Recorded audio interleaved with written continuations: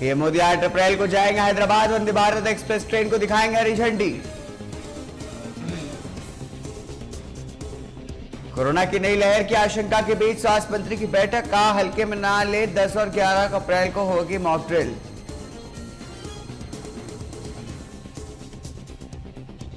मनीष सिसोदिया ने प्रधानमंत्री मोदी को लिखा पत्र, कहा भारत की प्रगति के लिए एक शिक्षित पीएम होना जरूरी। नीतीश की इफ्तार पर बीजेपी नेता ने ठुकराया न्योता, कहा बिहार जल रहा है और सीएम कर रहे हैं पार्टी। पीएम मोदी की सामाजिक न्याय टिप्पणी पर सिब्बल का कटाक्ष, कहा अमीर और अमीर हो रहा है, गरीब और गरीब।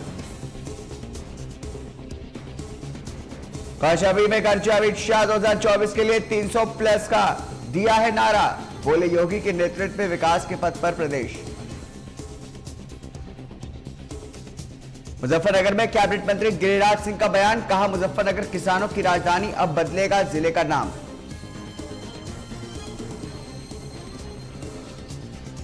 माफिया अतीक अहमद और उसके बेटे को पर कसेगा शिकंजा, अपहरण और रंगदारी के एक और मामले में आरोपी तय।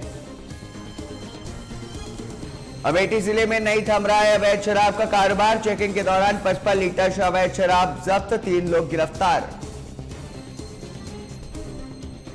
फर्रुखाबाद जिले अस्पताल की लापरवाही से मरीज की मौत, जिला अस्पताल में नहीं तैनात कोई स्टाफ, ड्यूटी कक्ष से सभी नदारत।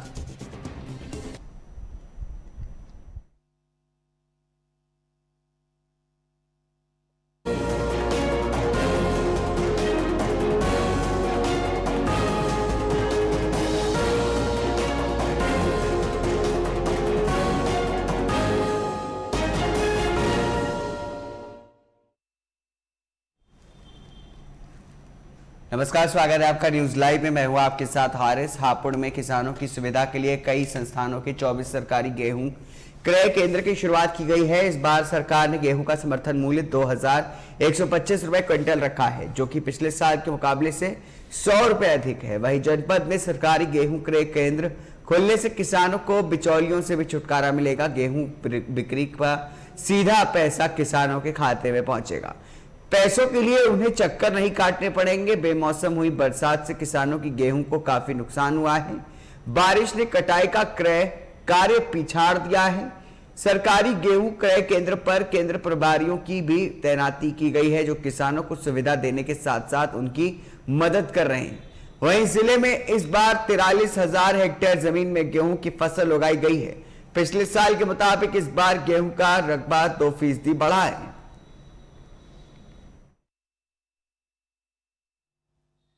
नवीन मंडी हापुड़ परिसर में प्रथम नाम से है ये। यहाँ पे 2 सेंटर हैं क्रय केंद्र गेहूं के, तो उसमें प्रथम का केंद्र प्रभारी में और किसानों के लिए सारी सुविधाएं हैं। यहाँ पे बैठने की, पानी की, किसी भी तरह की कोई असुविधा नहीं है। तो किसानों के लिए खोला गया है, बस किसानों का इंतजार किया जा रहा है। किसान आए और अपना सुविधाजनक गेहूँ यहाँ पर आराम से बेच सकते हैं।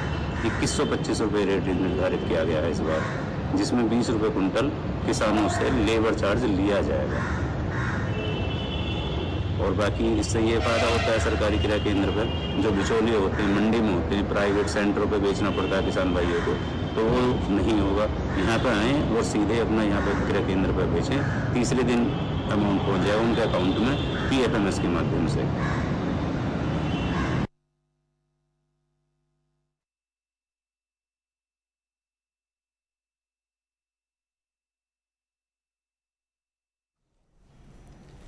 यूपी, मध्य प्रदेश एवं राजस्थान में अवैध असलों की तस्करी करने वाले अंतरराज्यीय गिरोह का सीपरी बाजार पुलिस ने भांडाफोड़ कर दिया है। पुलिस ने गिरोह के 4 बदमाशों को गिरफ्तार करके उनके पास से 2 TBBL गन एवं 9 कारतूस बरामद किए हैं। बदमाश ये असला झांसी में सप्लाई करने लाए थे।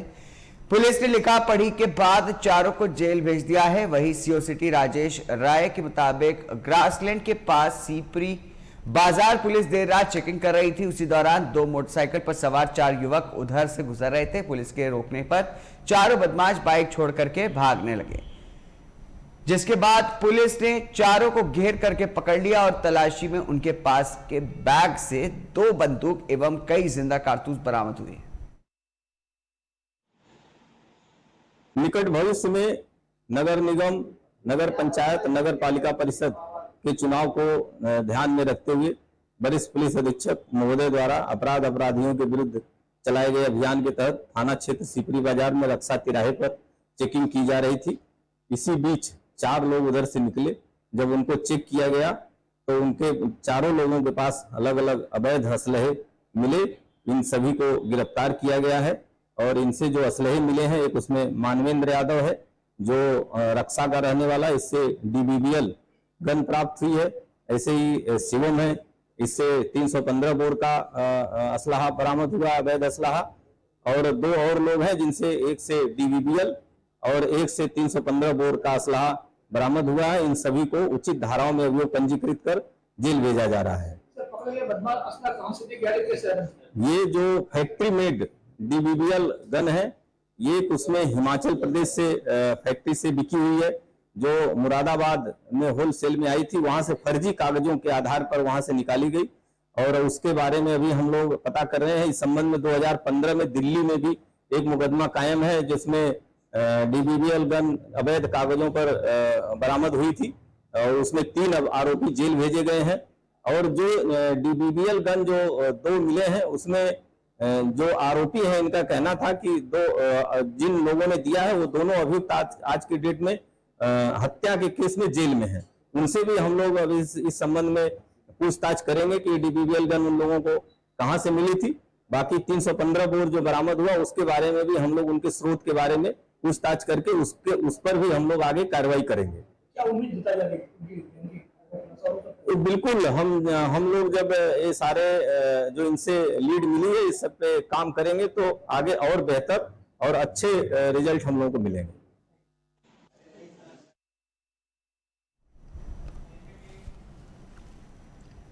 बहराइच में कतरनिया घाट रेंज के चहलवा गांव में तेंदुए को पकड़ने में आखिरकार वन विभाग की टीम सफल रही है और ग्रामीणों ने भी राहत की सांस ली है।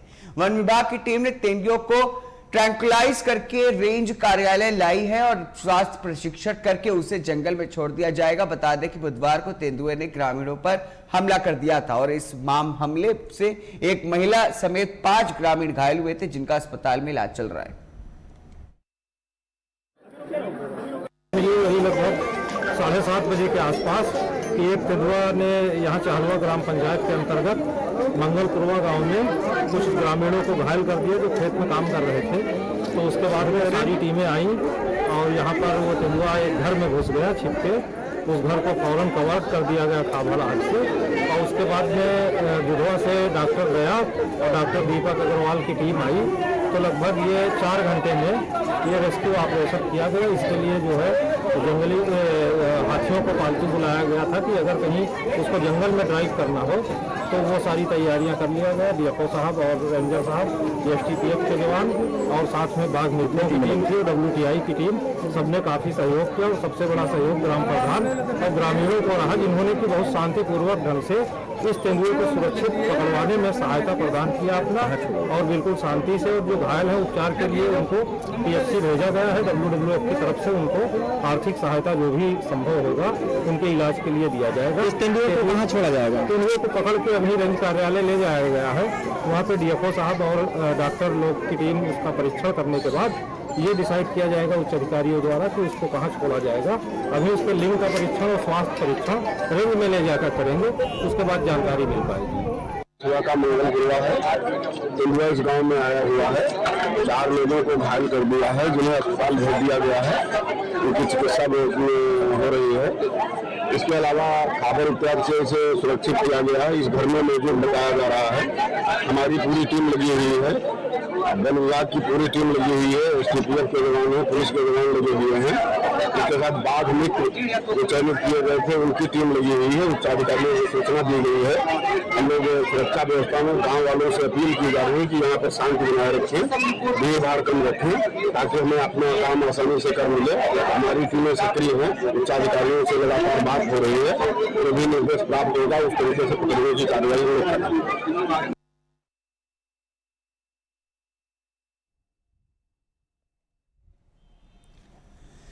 बिजनौर के जंगल से एक अधजली लाश बरामद की गई है, जो कि बलराज सिंह नाम की पुजारी की है। बलराज सिंह सीमेंट का भी कारोबार करता है, जिसकी उसके गांव से ही दो भाइयों ने हत्या कर दी है और जुर्म छुपाने के लिए लाश जंगल में फेंक दी। पीड़ित परिवार की तहरीर पर पुलिस ने एक आरोपी को गिरफ्तार कर लिया है। मामले की जांच पड़ताल जारी है। बता दें कि बलराज सिंह बघाला गाँव के रहने वाले थे। गुरुवार सुबह तड़के बलराज अपने घर के पास से ही मंदिर में पूजा अर्चना करने के लिए निकले थे, लेकिन वापस घर नहीं आ लौटे। राहगीरों ने परिवार वालों को सूचना दी कि जंगल में आम के पेड़ के नीचे सीमेंट कारोबारी और मंदिर के पुजारी की लाश पड़ी हुई है। पुलिस ने अफसरों ने आनन फानन मच गया। मौके वारदात पर पहुंच करके पुलिस ने जंगल के आसपास डॉग स्क्वाड की टीम की मदद से गहनता से छानबीन शुरू कर दी। दरअसल 3 दिन पहले की बात है कि जब बलराज सिंह ने गांव के ही विजय सिंह को एक महिला के साथ आपत्तिजनक स्थिति में देख लिया था। विजय सिंह को डर था कि कहीं बलराज गांव में किसी को ये बात बता ना दे, इसलिए उसने अपने भाई के साथ मिलकर के बलराज सिंह का कत्ल कर दिया और लाश जंगल में फेंक दी।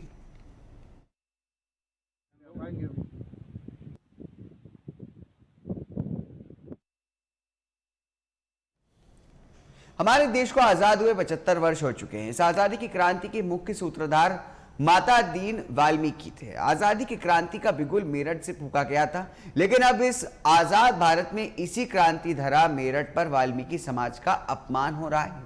जी हां, मेरठ में वाल्मीकि समाज की बेटी की शादी की बुकिंग एक मंडप मालिक ने केवल इसलिए कैंसिल कर दी क्योंकि वो वाल्मीकि जाति से है। अब तक आपने देखा होगा कि कहीं दलित समाज को शादी में घुड़चढ़ी नहीं करने दी जाती है, तो कहीं दलित समाज की बारात ही नहीं चढ़ने दी जाती है। लेकिन आजाद भारत के इस मेरठ में वाल्मीकि समाज को अपनी बेटी की शादी मंडप में करने का अधिकार ही नहीं रहा है। वहीं मंडप मैनेजर और लड़की के भाई की फोन पर हो रही बात की ऑडियो वायरल हो गया है, जिसके बाद हमारे संवाददाता ने सत्यता जानने के लिए मंडप पहुंचे तो यहां पर ना तो मंडप के मैनेजर मिले और ना ही मंडप मालिक। लेकिन मंडप पर तैनात कर्मचारियों से जब बातचीत की तो उनका भी यही कहना था कि मंडप मालिक ने वाल्मीकि समाज की बुकिंग करने के लिए साफ मना किया हुआ है, इसलिए जो 9 तारीख को लड़की की शादी की बुकिंग हुई थी उसको कैंसिल कर दिया गया है। ये वहां जो मैं लगा रही हूँ, मैं मोदी से योगी साहब से लगा रही हूँ। 9 तारीख में उन्होंने करा था पटवारी ने, इसके नाम से बुकिंग हुई। अच्छा, भाई साहब उनके नाम से बुकिंग हुई है। अब वे कह रहे हैं हमारे बिरादरी तो है इनके प्रोग्राम हुए हरिजन के नाम से। तो बताओ कैसे हो? तो हरिजन की शादी नहीं होती यहाँ पे? हरिजन की हुए है। अच्छा, वाल्मीकि क्यों नहीं होती? वाल्मीकि की कोई हमारा मंडप नहीं पता क्यों नहीं होती? अगर थे नहीं भाई साहब। क्यों? कारण क्या है? कारण ये है जी, और बिरादरी कट जाएगी भाई साहब। अच्छा, क्यों? मोमडन इस पर एतराज करेंगे। क्यों करेंगे? ये हम कह नहीं सकते भाई साहब, हम क्या करें बताओ? तो नौकर है, हम भी आपके नौकर है, बताओ। तो मैनेजर कौन है? क्या नाम है? क्या नाम है? तो उन्होंने ही कहा है कि वाल्मीकि की शादी नहीं होनी। मालिक कह रहा है इस बात का। मालिक कामिल भाई साहब। कामिल जी? अच्छा, उन्होंने कहा कामिल जी ने क्या कहा? कामिल जी ने वाल्मीकि हम लिखते नहीं है, पहले हम खोल कर दें। अच्छा, ये खोल कर देते हैं हम, खोल कर। अच्छा, वाल्मीकि की नॉन्ट्री यहाँ पे? नॉन्ट्री नहीं बंद, उनकी शादी नहीं करने। और साफ सफाई कौन करता है यहाँ पर? लेटरी वेटरिंग कौन सब करेंगे? सब यही करेंगे सब? साफ सफाई कौन करेगा? अच्छा, कौन है वो? वाल्मीकि है वो? वाल्मीकि मुन्नी देवी भवन, जी हाँ, ये उसी वाल्मीकि बिटिया का घर है जिसकी शादी गोल्डन फार्म हाउस में होने वाली थी। अब वहां उस शादी को कैंसिल कर दिया गया है क्योंकि वो बिटिया वाल्मीकि है। सिर्फ यही कारण है कि उस मंडप से बुकिंग कैंसिल कर दी गई है। जयदीप बैठे हैं यहाँ पर, जयदीप के पास फोन आया था, उस बिटिया के भाई हैं। उसके अलावा तमाम जो वाल्मीकि समाज के लोग हैं वो यहाँ पर बैठे हैं। मंचन चल रहा है कि आखिर उस मंडप मालिक ने जो वाल्मीकि समाज का नाम सुनते ही उस बिटिया की शादी कैंसिल कर दी है, तो फिर क्या कदम उठाया जाए और कैसे जयदीप की मदद की जाए और कहां पर जयदीप की बहन की शादी की जाए। जयदीप, क्या पूरा मामला था? सर मंडप कैंसिल कर दिया उन्होंने, वाल्मीकि जाति का पता चला उन्हें कि हम वाल्मीकि जाति से, तो मंडप कैंसिल कर दिया। जाति कब शादी हुआ बहन की? 9 अप्रैल। बुक कब क्या था, क्या नाम था मंडप का? मंडप का नाम गोल्डन फार्म हाउस था जी, और मैंने 1 महीने पहले बुक किया था। जो आपने फॉर्म वहां भरा था, क्या उस पर कोई जाति कॉलम लिखा था? उस पर कोई भी जाति कॉलम नहीं था ना, और फॉर्म भी उसने खुद ही भरा था सब जैसे नाम पूछा, मोबाइल नंबर पूछा, और उसने पूछा कि भाई पैसे कितने जमा, मैं 10,000 रुपये जमा कर रहा हूँ जी। ठीक है जी, जमा कर दो आप। तो किसका फोन आया था आपके पास? मैनेजर जिसको बुकिंग करा के आया था। क्यों कैंसिल की उसने वाल्मीकि समाज को होने के बाद? पता नहीं जी, ये तो वो जानता है क्यों कैंसिल की, लेकिन उसका फोन आ रहा है भैया वाल्मीकि जाति से हो, मैंने पता निकलवाया कि आपकी वाल्मीकि जाति है और मैं आपका मंडप बुक नहीं करूंगा। अच्छा, जिस देश में जो क्रांति ला रहा है आजादी की, वो खुद एक वाल्मीकि लाया, माता दिन वाल्मीकि, तो देश में आपको पता हो रहा है? हो रहा है जी, देख रहे हैं तो हमें खुद पता चल गया कि हो रहा है यहाँ पे। तो क्या तैयारी चल रही है बहन की शादी की? 3 दिन हो गए। अब देखो जी क्या होता है, तैयारी तो चल रही है, लेकिन देख लो आप कहीं तैयारी चल रही है, बैठे हुए शांत घर में, देखते हैं प्रशासन क्या कदम उठाता है इसके खिलाफ। तो क्या शादी कहाँ करनी है आपको? शादी है जहाँ 4 मेरे पंच कहते हैं या चाहे मेरे समाज कहते हैं, वहाँ शादी कर लूंगा। तो ऐसे में ये बताया, लड़के वाले हैं उनसे भी कोई बात हुई आपकी? लड़के पक्ष से कोई बात नहीं हुई है, अब उनसे क्या मुंह लेकर बात करेंगे, बारात कहीं और जानी थी, अब कहीं और कैसे जाएगी। तो अचानक अगर उनको पता होगा कि आप कहेंगे भी शादी इस मंडप में नहीं कहीं और हो गई है? हाँ जी, तो उनका तो सारा एस्टिमेट बिगड़ जाएगा कि भाई बस कहीं और जानी थी, कहीं और जानी है, और किस तरीके से जानी है वो तो खैर बात कर लेंगे बैठ कर, लेकिन ये तो बहुत गंभीर विषय है कि वाल्मीकि समाज के लिए मंडप की उपलब्ध नहीं है। कहाँ जाने के बाद? ये टटेरी पड़ता है जी बागपत। कौन कौन है जाति बहन आपके? मैं हूँ और मेरा भाई है छोटा, और एक सबसे छोटी बहन है। छोटी बहन की शादी थी? हाँ जी, छोटी बहन की शादी, मम्मी पापा है नहीं। तो बिल्कुल बिन माँ बाप की बच्ची है, 2 भाई मिलकर अपनी एक बहन की शादी कर रहे थे, उसके लिए मंडप भी किया था, तमाम तरह की तैयारी भी की थी, लेकिन ये जो वाल्मीकि समाज का नाम सुनते ही जो मंडप मालिक ने उनकी बुकिंग कैंसिल कर दी, उसका बड़ा झटका इस परिवार को लगा है। तमाम वाल्मीकि समाज के लोगों से बातचीत करता हूँ। क्या हमारा मानना है शादी तो हम मंडप में लगाते हैं कि मोहल्ले में कर लेंगे, लेकिन उस पर कानून करे, हम लोग चाहते हैं मंडप में सील लगनी चाहिए। आज भी अगर ऐसे लोगों को कराओगी फिर जाति जिसके अंदर ज्यादा फैल जाएगा, जाति वाला धंधा में तोड़ना तो मंडप में सील होगी, ऐसे उसको मुकदमा कारण होना चाहिए। अच्छा, आपका क्या कहना है? कहा जाता है कि जिस मेरठ में हम खड़े हैं, इस मेरठ से आजादी की क्रांति की शुरुआत हुई थी और माता पिता वाल्मीकि ने यहीं से शुरुआत की थी, और यही वाल्मीकि समाज को ऐसा दर्शन मिल पा रहा है। सबसे पहले तो चंदन जी, मैं आपका बहुत बहुत धन्यवाद करता हूँ कि आपने इस गरीब परिवार को आके मदद की और सपोर्ट किए, और सपोर्ट में भी आपने जो है वहां तक जाकर उनको इसका केस को क्लियर किया। मैं आपको बता देना चाहता हूँ कि वाल्मीकि समाज की ये जो बिटिया है बहुत गरीब घर से है, और हम पूरा समाज तन मन धन से इसके साथ है। और मैं एक चीज और बता देना चाहता हूँ शासन और प्रशासन को कि आज देश को 75 साल होने के बाद भी जातिवाद इस तरह से है, जबकि योगी जी, मोदी जी सबका विकास, सबका साथ चाहते हैं और सबका साथ सबका विकास चाहते हैं, तो उसके बावजूद भी एक तरफ प्रधानमंत्री वाल्मीकि समाज सफाई कर्मियों के पैर धो के मतलब जो सम्मानित करता है, दूसरी तरफ ये लोग जो छोटी मानसिकता के हैं, ये लोग इस समाज को भरसक आज भी उसी तरह से यात्रा देना चाहते हैं, जबकि 1 महीना पहले ये बुकिंग हो चुका था और ये क्लियर है उस रसीद पर कि उसका नाम जयदीप है लड़के का, और ऐसा नहीं है कि कोई जाति छुपाई गई हो। रसीद मालिक ने खुद काटी है, ना कि कोई फार्म भरा गया उसके अंदर। अभी भी मैं ये देख रहा हूं, हम एसएसपी साहब के साथ पास गए थे तो उन्होंने हालांकि सपोर्ट किया कि भाई मैं कार्रवाई कर रहा हूं, लेकिन इतने धीरे से इतने टाइमली उन्होंने इसमें ले लिया कि वहां एक सिपाही तक भी उनके पास नहीं पहुंचा। और ये जो मालिक है गोल्डन फार्म हाउस जो इनका है, इसका मालिक आज भी नवाब बनकर वहां बैठा हुआ है और किसी ने कोई उसको टच भी नहीं किया। मैं प्रशासन को कहना चाहता हूं, अगर ये कार्रवाई नहीं हुई तो तमाम मेरठ का वाल्मीकि, उत्तर प्रदेश का, हो सकता भारत का भी इकट्ठा हो, इस पर बहुत बड़ा आंदोलन होगा। और हम ये चाहते हैं किसी भी तरह से इस समाज की जो बेइज्जती हुई है, अभी मनीषा कांड में भी बेइज्जती हुई है, उन्हें बरी कर दिया गया, इस तरह से होती रहेगी, हिंदू हो चाहे मुसलमान हो। हाँ, इन्होंने हमें अलग कैटेगरी में डाल दिया।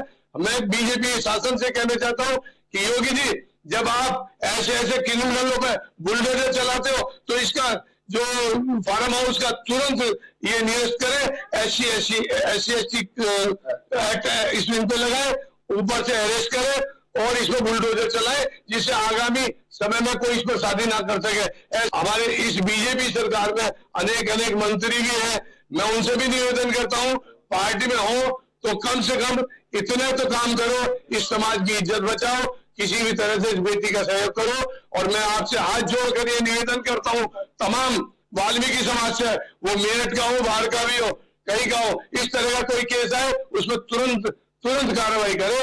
मैं आपका बहुत बहुत धन्यवाद। ये आपको मैं ऐसे इस चैनल के माध्यम से तमाम मेरठ के लोगों से चाहता हूं कि इसमें तेजी से कार्रवाई करें तमाम शासन और प्रशासन।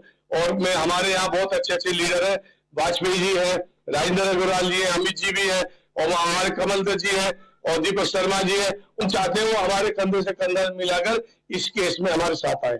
धन्यवाद जी। बहुत क्या कहते हैं समाज को हमेशा जो मैं अगर मैं सरकार की बात करूं, योगी सरकार की बात करूं या मोदी सरकार की बात करूं, तो अभी कोविड काल में कोरोना योद्धा का दर्जा दिया गया है। जी ऐसा है कि कोरोना का योद्धा का दर्जा तो दे दिया है, पर योद्धा वो होता है कि जिसके पास जो है कुछ शक्तियां होती है, लेकिन इस समाज को तो शक्तिहीन कर रखा है। तो योद्धा ने नाम तो योद्धा का दे देना और जो है उसके और उसे दूसरी तरफ शक्तिहीन कर देना, तो मैं समझता हूँ कि तो योद्धा शब्द की परिभाषा के साथ में बहुत बड़ी खिलवाड़ है। एक बात। दूसरी बात ये था कि चूंकि अभी हम लोग बड़े आहत हैं, बहुत दुखी है, क्योंकि आजादी के 75 वर्ष के बावजूद भी और 26 जनवरी 1950 में देश का संविधान लागू होने के बावजूद भी हम लोग आज भी इस देश में जो है अनटचेबल लोग हैं, अस्पृश्य लोग हैं, अछूत लोग हैं, है ना, और सबसे नीचे दर्जे के लोग हैं। ये बार बार हमें एहसास कराया जाता है। इस देश में जो है सिलसिलेवार ऐसी घटनाएं कारित हो रही है कि जिससे हम लोगों को नहीं लग रहा कि हम इंसान भी हैं या नहीं है। लोग कहते हैं आप हिंदू हो, हम कैसे मान लें हिंदू में। आप लोग कहते हैं आप बेमानव हो, हम कैसे मान लें मानव है। क्योंकि मानवता की तमाम जो हदें हैं वो सारी पार कर दी गई है हमारे परिप्रेक्ष्य में। हर चीज तो हमसे छीनी जा रही है, सम्मान तक तो हमारा छीन लिया है। आप ये बताइए कि वर्तमान सरकार बेटी बचाओ बेटी पढ़ाओ के मिशन पे काम कर रही है। अब बेटी बचाने के लिए तो हम शादी करने जा रहे थे, अब शादी करने जा रहे हैं तो विवाह मंडप का जो मालिक है, जब उनको इस बात की जानकारी हुई कि ये परिवार वाल्मीकि समाज को बिलोंग करता है, तो वाल्मीकि समाज हिंदू समाज का एक अभिन्न अंग है। क्योंकि अनेकों बार हमें ये कहा गया कि हम हिंदू हैं, तो मेरा ये कहना है कि वाल्मीकि समाज के इस अपमान के लिए केवल वाल्मीकि समाज ही सड़कों पे क्यों आ रहा, तमाम हिंदू समाज क्यों नहीं सड़कों पर आना चाहता। तमाम हिंदू समाज के लोग जो है इस बात का प्रतिवाद, इसका जो है विरोध क्यों नहीं करना चाहते कि ये वाल्मीकि भी हिंदू समाज की बेटी की शादी में व्यवधान उत्पन्न करना, और वो भी इसलिए चूंकि वो सबसे निम्न दर्जे का समाज है। तो ये जो अस्पृश्यता का व्यवहार हो रहा है, छुआछूत का व्यवहार जो बर्ताव हो रहा है, भेदभाव का जो बर्ताव हमारे साथ हो रहा है, और इसमें तमाम जो हिंदू फोर्सेज जो है वो शांत है, तो वो भी इस बात को प्रमाणित कर रही है, मोहर लगा रही है हिंदू फोर्सेज भी है कि आप जो है हिंदू कहाँ है, आप तो वाल्मीकि है। तो चूंकि हम आज बहुत पीड़ित हैं कि हमें केवल इस वजह से जो है हमारी जो विवाह मंडप था वो कैंसिल कर दिया गया। और मैं इसमें एक और बात कहना चाहता हूँ, माननीय मुख्यमंत्री जी तक ये जो है आपके चैनल के माध्यम से ये बात पहुंचाना चाहता हूँ। हम ये कहना चाहेंगे कि यदि वाल्मीकि समाज के साथ इस तरह का व्यवहार किया गया है ना, तो इस व्यवहार के खिलाफ वाल्मीकि समाज कतई शांत नहीं बैठेगा, है ना, बिल्कुल भी शांत नहीं बैठेगा। हमें सड़कों पे भी आना पड़ेगा, तो हम आएंगे बिल्कुल। चलिए अंदर परिवार में क्या माहौल है, जो समाज के लोग, समाज के तमाम लोग यहाँ पे मंथन कर रहे हैं, चर्चा कर रहे हैं कि आगे उनको क्या कदम उठाना है। लेकिन यहाँ जो राजदीप का जो परिवार है, जयदीप का जो परिवार है, परिवार की जो महिलाएं हैं वो यहाँ पर बैठी है। आप देखिए कितनी मायूसी इस परिवार में छाई हुई। 3 दिन बाद इस घर में शादी थी, खुशियां आने वाली थी, यहाँ पर जो मेहमान थे वो भी आ रहे थे, लेकिन अब देखिए शादी का कार्ड हाथ में लेके ये महिला यहाँ बैठी हुई है। मायूसी सभी के चेहरे पर है। माता जी क्या नाम आपका? सुमन। क्या हुआ आपके साथ? आपकी बेटी की बारात आने वाली थी, मंडप में बुक किया था आपने? भाई साहब वैसे तो योगी जी मोदी जी कहते हैं कि हम सब एक हैं, हम हिंदू हैं। अभी हमारे साथ में ऐसा अत्याचार क्यों हो रहा है? हम हिंदू नहीं है, मुसलमान नहीं है, क्या नहीं है, हम है क्या, हमें क्या समझ रही है, हम लोग क्या समझ रहे हैं? अब ये बताओ हमारे अब बच्चे की शादी हम करें तो कहाँ करें? 3 दिन बाद शादी आपकी बेटी की? बिल्कुल परसों बारात आ रही थी। अरे फार्म हाउस वाले ने हमें धोखा दिया है, इसके लिए तो कार्रवाई होनी चाहिए, तो बंद होना चाहिए। तो बिल्कुल यहाँ और भी महिलाएं हैं। अच्छा, क्या नाम है आपका? शीला। क्या लगती है आप बेटी की? मौसी। अच्छा, क्या क्या लग रहा है? जो तैयारी थी, मैं देख रहा हूँ घर में कोई भी तैयारी आपको दिखाई दे रही है, मेहमानों की जो चहल पहल थी वो भी नहीं है, तो उदास में कुछ नहीं होगा जी। तो क्या कहेंगे आप? हमारी मैं उनकी मौसी हूँ और जी बहुत दिन से तैयारी चल रही है। शादी के 3 दिन रह रहे हैं और हम बहुत परेशान हैं और जी पैसा लगा हुआ है बेटी भैया का, भैया अकेला, मम्मी नहीं है, पापा नहीं है और हम मिलकर शादी कर रहे हैं और इन्होंने शादी के लिए मना कर दी मंडप वालों ने। इसके एक महीने पहले बुक हुआ था और ये हमने पैसे भी जमा कर रखे हैं जिन्हें हमने आज मना कर दिया। हमें अब बताओ हम बेटी की शादी कर रहे हैं तो कहाँ करें? बिल्कुल, जहाँ देखा आपने घर का माहौल है, जहाँ शादी की खुशियां होनी चाहिए थी, शादी की सनाई होनी चाहिए थी, बढ़नी चाहिए थी, आज वहां पर गम का माहौल है। ये सब लोग सोच रहे हैं कि 3 दिन बाद बेटी की बारात आनी है तो बेटी की बारात को हम कहाँ बुलाए, क्योंकि मंडप मालिक ने मना कर दिया केवल इतना कहकर कि तुम लोग वाल्मीकि हो, तुम्हें हम यहाँ नहीं बुला सकते, तुम्हारी शादी हम इस मंडप में नहीं कर सकते। अब देखना होगा कि पुलिस प्रशासन और योगी सरकार ऐसे लोगों पर क्या कार्रवाई करती है। मेरा भले ही देश को आजादी दिलाने में माता दिन वाल्मीकि की मुख्य भूमिका रही हो, लेकिन मेरठ के इस मंडप में वाल्मीकि समाज की नो एंट्री है। जी हाँ, गोल्डन गार्डन फार्म हाउस ये मेरठ के हापुड़ रोड पे है। यहाँ पर एक वाल्मीकि समाज की बेटी की शादी थी, 9 तारीख की शादी होनी थी। उस शादी के लिए यहाँ पर इस मंडप को बुक भी कर लिया गया था, लेकिन जब मंडप मालिक और मैनेजर को पता लगा कि ये जो शादी हो रही है ये शादी एक वाल्मीकि समाज की बेटी की है, तो उसके बाद मैनेजर ने उस बेटी के भाई को, जिसका नाम है जयदीप को फोन किया और फोन पर कहा कि तुम वाल्मीकि हो और तुम्हारी इस मंडप में शादी नहीं हो सकती। मात्र 3 दिन उस शादी में बचे हैं और इस मंडप के मैनेजर ने शादी कैंसिल कर दी है, यानी कि शादी की जो बुकिंग इस मंडप में होनी थी वो कैंसिल कर दी है। 1 महीने पहले बुकिंग भी की जा चुकी थी। यहाँ के तमाम दोस्त यहाँ के मंडप के जो कर्मचारी है वो यहाँ पर है, हालांकि मैनेजर और मालिक अभी मंडप में नहीं है, उन्हीं से बातचीत करने की मैं कोशिश करूंगा। चाचा, क्या नाम है तुम्हारा? मेरा नाम सतवीर है। चाचा ये बताओ, यहाँ कोई शादी थी 9 तारीख को? शादी तो भाई साहब बुकिंग तो ही, अब दूसरे नाम से भाई साहब। तो कैंसिल क्यों कर दी? वो कैंसिल नहीं करिए, ये जो है वाल्मीकि की शादी नहीं ली। अच्छा, क्यों नहीं लेते वाल्मीकि की शादी? अब ये तो मालिक बताएगा। अच्छा, मालिक ने मना किया है वाल्मीकि की शादी नहीं? मालिक बताएगा इस बात को। नाम क्या आपका? मेरा नाम सतवीर है। क्या करते हो आप? मैं तो माली का काम करता हूँ, पेड़ पौधों का। अच्छा, और भी हाँ जो, अच्छा क्या नाम भाई? अमीर है।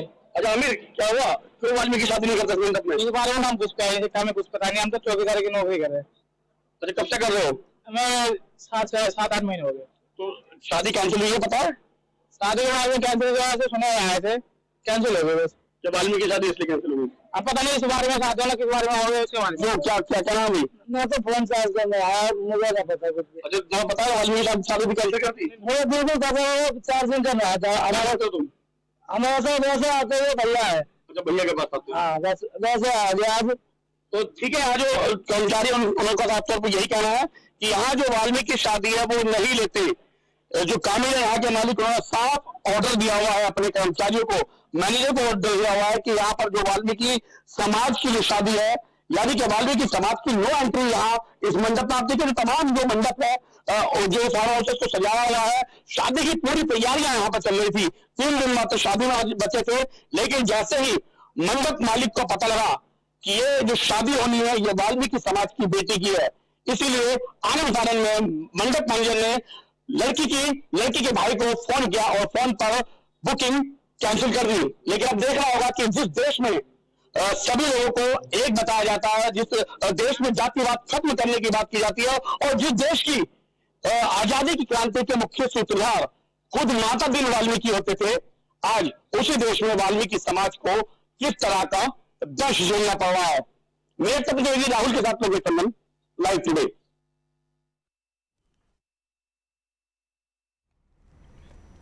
इन खबरों के साथ इस बुलेटिन में इतना ही। नमस्कार।